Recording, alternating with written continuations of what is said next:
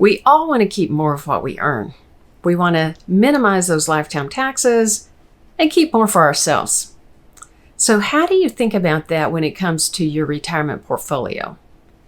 Well, you've got to think about your asset location, where you're owning each of the different things that you are investing in. And think about which account makes the most sense for that particular asset to be located in. What do you put in your IRA versus your Roth IRA versus your taxable account? So the thing to do is to put anything that is tax efficient in the taxable account first. That would be maybe municipal bonds or a stock that has no dividend.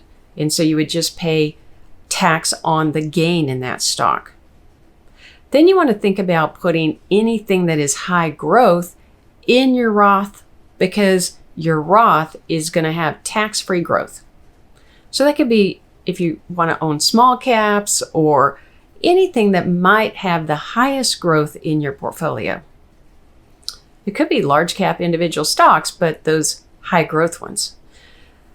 Last, you want to put everything else, all the leftovers, into your IRA. You also want to make sure that you're putting anything that is tax inefficient in the IRA. So maybe bonds that have a annual yield that is being paid into your account that you would pay tax on, that bond coupon. Put all of those things in your traditional IRA, because you only pay tax on it when you actually take the money out. And you're going to pay tax on it when you take the money out, no matter what's been in that account. And so by prioritizing getting the tax efficient things in your taxable account, getting the high growth things in your Roth IRA, then you have improved your overall situation. Now, beyond that, if you're retired and you're actually needing to take distributions, you've also got to consider which accounts are you going to take distributions out of. You know, I like to do bucket planning. I highly recommend bucket planning.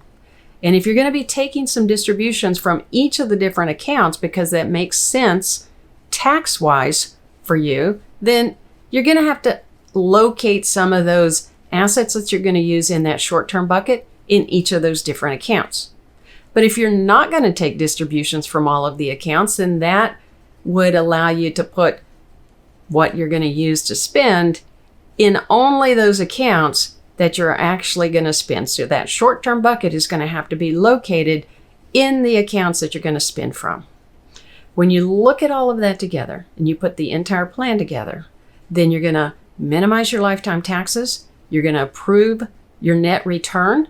You're going to improve the growth that you end up receiving over the long term.